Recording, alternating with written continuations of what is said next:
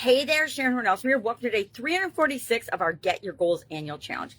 This week, the entire week and into early next week, I believe, we are talking about our goals for next year. Next year, we're setting our goals this year before December ends, before we end this year, focusing on goals as part of this year's challenge.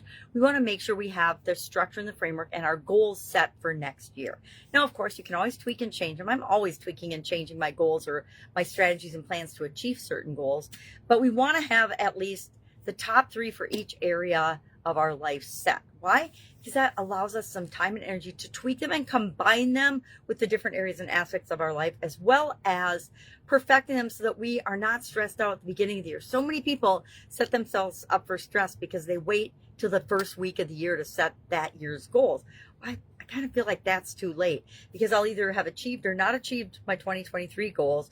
And if I haven't, I want to continue on with some of them. So that makes that easy. So that's why I like to set them before the end of the year.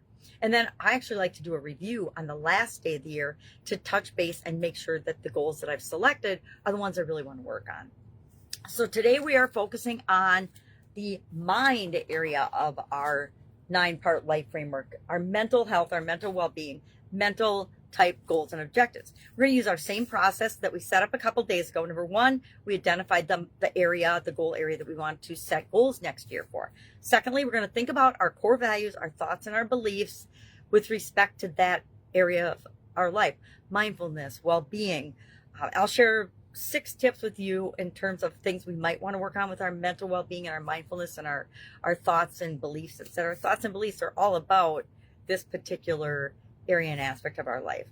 Then we want to do step 3, a SWOT analysis. What are our strengths, weaknesses, opportunities, and threats with respect to our mental well-being, our mental health, our thinking, our knowledge, our wisdom, etc.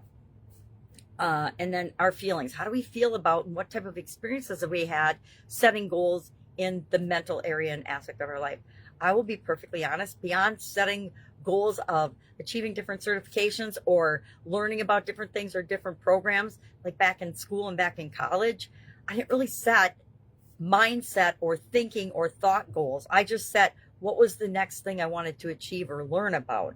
And it wasn't until probably 2010 that I actually started saying, maybe I need to consciously decide and pick and choose what it is I want to learn when, which served me really well when I came online. Because in 2017, when I came online, I fell into that trap of they call it shiny object syndrome online, where you chase all the new thing and think you need to learn more and more and more and more and more before you can actually implement and do certain things.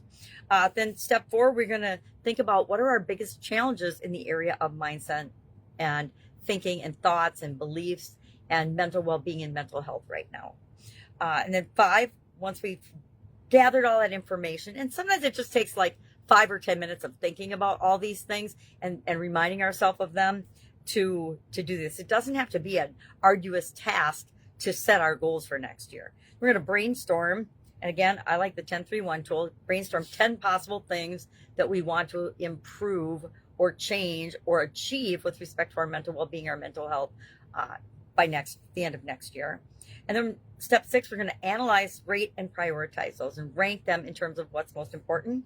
We're going to combine and cull through and perfect a little bit. There's no such thing as perfect, but we're going to try to come up with the top 3 goals that we want to work on for next year, 2024. I don't let myself have ever more than 3 to 5 goals in any area or aspect of my life, unless I can combine all of them with other life framework areas, because it just gets to be too much. From a reformed do too mucher, it's a very important ability and thing to do.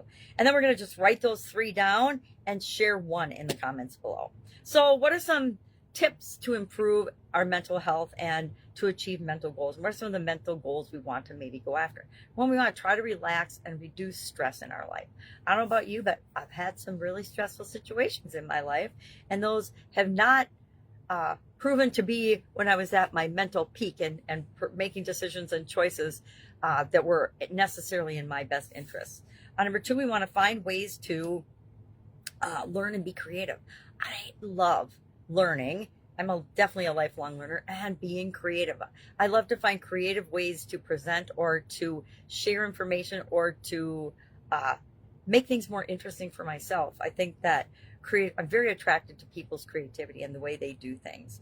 Um, Third, spend more time in nature. This applies to almost every area and aspect of our life. But when it comes to reducing monkey mind and mind chatter and thoughts running in directions we don't want them to go, I find that spending time in nature or just letting the sun shine on my face makes a huge positive impact. Four, connect with other people that have the mindset and the thoughts and beliefs that you want, is how I would qualify that one. Number five, look after your physical well-being and your physical health. Again, I'm not in the past. I'm a good example now, but I wasn't necessarily a good example in the past of this, and how important it is to remember that our physical well-being, our mental well-being, our spiritual, and all the other well-being areas are all interconnected. And if we absolutely positively ignore and neglect one for long enough, something will happen in our life to get our attention, to get us to pay attention to that again. And number six, try to improve your sleep. We are not sharp. We are not good at thinking and believing and making decisions and choices and paying attention to things if we are sleep deprived. I went lots of years on 4 hour sleep max a night. And I will admit that that's probably some of the time that I made the biggest mistakes of my life, because I wasn't rested and alert and energized enough to know that I wasn't making the best possible decisions for me at the time. So, lessons learned. So what are we doing today? Coming up with 3 mental well-being, mental health goals for ourselves for next year. Share one. Any questions, hit me up. There's a write-up, of course, in Guide 17 of the Get Up and Go Challenge private Facebook group page. Otherwise, you can always ask me. Just hit me up, jamgrandma@gmail.com on Voxer, or you can find me anywhere and just send me a direct message. All right, have an awesome day, and I'll, of course, be with you tomorrow.